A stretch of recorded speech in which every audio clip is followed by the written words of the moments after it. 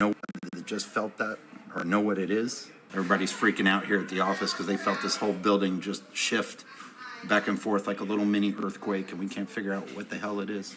News at 5 o'clock, a magnitude 6.1 earthquake striking off the coast of Cuba this afternoon. Well, this building, the Stephen P. Clark Government Center, reportedly evacuated because of that earthquake off the coast of Cuba. Let me step out of the way so you see what's behind me here. We have this area taped off. We still see many Miami-Dade sheriff's deputies on scene. The area taped off outside of the Government Center. A lot of people continuing to wait outside as well. Sky 10 hovering above this building on Northwest 1st Street around 3 o'clock this afternoon. On the ground, we were there as deputies started putting up tape around the outside of the building. Deputies were turning people away from going in. We're told this building was shaking because of that earthquake and then evacuated as a result. The city of Miami says the seismic activity from the earthquake was felt in several areas across the city. Listen to this. Major earthquake off the coast of Cuba shakes and rocks Florida, and they were shaking in Disneyland. If you think I'm crazy, listen to the following. A 6.1 magnitude earthquake off the coast of Cuba was felt in parts of Florida. Multiple buildings were evacuated in Miami, we're told, due to the shaking. And according to our affiliate in Orlando, Florida, people across the state reported feeling the quake, including people as far north as Disney World. Cuba earthquake sends shockwaves across Florida. Hello, everyone. That is the news today. And you know, same day we had just a strong magnitude earthquake, 7.8 in the Philippines, and now that.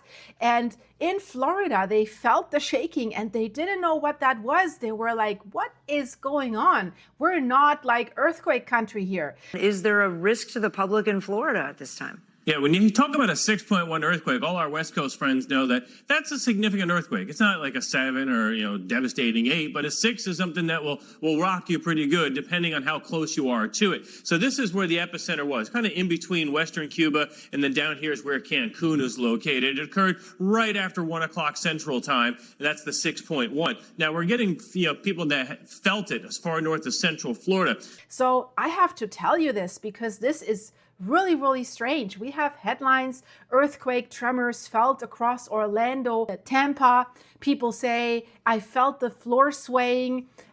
This is all the reactions of South Florida to 6.1, to the 6.1 magnitude earthquake. And it did not only shake Florida, I have to say. So that earthquake near Cuba did cause shaking from Cancun to Florida. So this is really crazy. And Orlando and Tampa, I don't know if we would still say southern Florida. This is a little bit further in, right? This is not like we're talking like Miami only. So Florida did not have an earthquake today, but it was shaking. So exactly at 2 p.m. Eastern time, a magnitude 6.1 that was originally a 6.4 earthquake struck just west of Cuba in the southern Gulf. That's about 65 miles west-northwest of Mantua in Cuba. And the quake was shallow, and that's why it was felt so intensely. It was only 6 miles roughly 10 kilometers deep, and that matters because guys, shallow earthquakes send more energy into the surface where the people can actually feel it. And the epicenter was offshore, basically west of Cuba's western tip, that is roughly 178 miles from Havana, 245 miles from Key West, 373 miles from Miami, and almost 460 miles from Orlando. But as I said, they were shaking in Disneyland.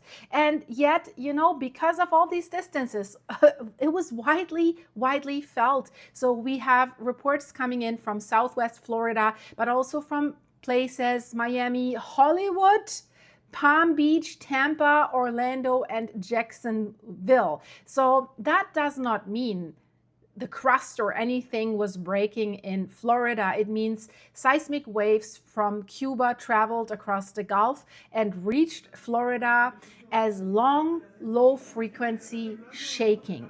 This is what arrived in Florida, because that kind of motion may not knock people down or off their feet, but it can make buildings sway for sure. It can make couches move. It can make plants shake, water ripple, furniture shift, your chandeliers are swaying, especially if you're in tall buildings. So this is why some of the people in Florida felt it so clearly, while others maybe nearby felt nothing at all. So it really depends. And of course, the source region is important. So Cuba lies near the boundary between two tectonic plates, and these are the culprits, the North American plate and the Caribbean plate. So this is not a classic subduction zone like Japan or Chile, or something that we have just seen a few hours ago, magnitude 7.8 between 8.2 and 7.8 in the Philippines. I put that video in the end screen. You have to see that. Highly destructive, I have to say.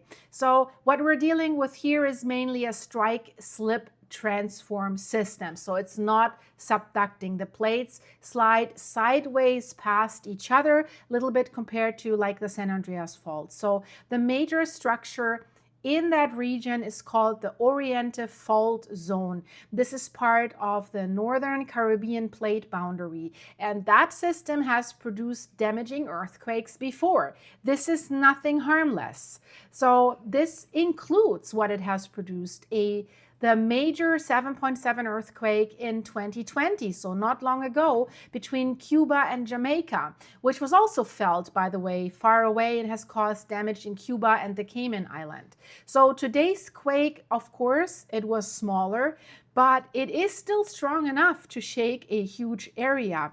So the strongest concern that everyone has right now is there damage in Florida? There isn't, and there's no tsunami warning so far. The real concern is aftershocks near western Cuba, because a magnitude 6.1 event can be followed by smaller quakes in the same affected offshore zone. So far, we do not have any major reports of injuries or major damage, but this earthquake has exposed something that many people maybe didn't know or they forget. Florida is not on a major plate boundary, but it is definitely close enough to the Caribbean seismic belt so that large offshore quakes there can still be felt hundreds of miles away. So whoever thought in Florida, I moved to Florida to get away from the West Coast, and well, I'm dealing with hurricanes, tornadoes, lightning,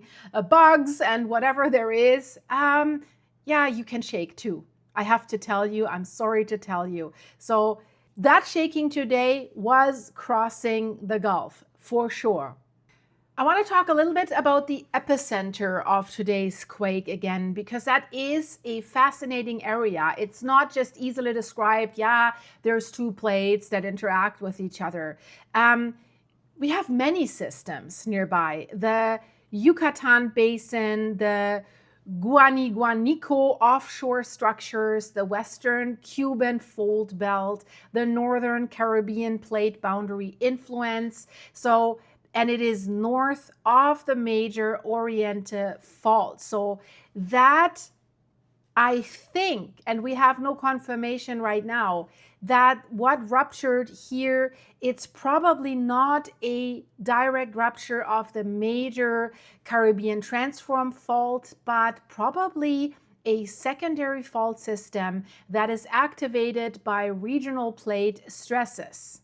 The location is very, very interesting. If we look at earthquakes that happened just in the last few years, I mentioned the 2020 7.7, we had a 2024 6.8, and 2026 Eastern Cuba events. So they cluster around the major Oriente transform system Today's magnitude 6.1 sits distinctly apart, so that makes it scientifically more interesting than another magnitude 6 that would happen along the usual fault line. So could this location produce a larger earthquake? Absolutely yes. The geological structures in the northwestern Caribbean can produce magnitude 6, 6.5, 7 plus earthquake, proven by the 2020 magnitude 7.7. So this plate boundary is capable of very large ruptures, but currently I have to tell you guys, I don't see any evidence that today's event is the beginning of a magnitude 7 plus sequence. Of course, it can always be a foreshock, but it doesn't look like it right now. Aftershocks, definitely I would expect them. Many magnitude 2, magnitude 4 aftershocks, perhaps 1 or 2 magnitude 5 aftershocks. But if we suddenly see a lot of like magnitude 5.5 plus earthquakes, if we see a migration of the earthquakes or a cluster swarm towards Cuba, if we see a migration towards the Yucatán basin, that would increase the concern.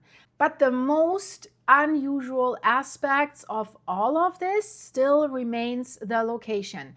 Western Cuba is normally much quieter than the Eastern Cuba Oriental fault system.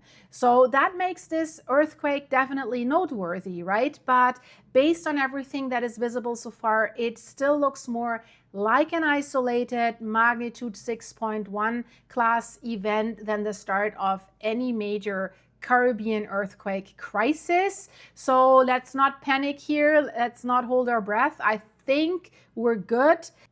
And there was no tsunami warning because usually if the seafloor is displaced in a vertical way, like in a subduction zone earthquake, we have this bathtub effect that creates these tsunamis. But here with a strike slip fault where they slip alongside vertical, we usually do not have much seafloor displacement. So I don't think we need to worry about a tsunami. So because the blocks are sliding past each other horizontally. So much less vertical seafloor displacement, unless this has triggered some underwater landslide or anything like this, but it doesn't look like this at the moment. So the location of the earthquake was significantly north of that famous Oriental fault system that produced that magnitude 7.7 in 2020. So that is kind of good that it's not that fault, but this could be a lesser known offshore strike slip fault, for example, in the Yucatán basin. It could be a secondary plate boundary structure, or it could also be a reactivation of an older fault zone beneath the basin. So we will look out for that. I thought that is very, very interesting. We definitely have to watch it, what the aftershocks are doing. And guys, if you want to know what happened in the Philippines, crazy. We have videos of buildings collapsing and other stuff. Check out the video on the end screen because this was a really strong earthquake that did send out tsunamis. So I'll see you here in a second. Bye-bye.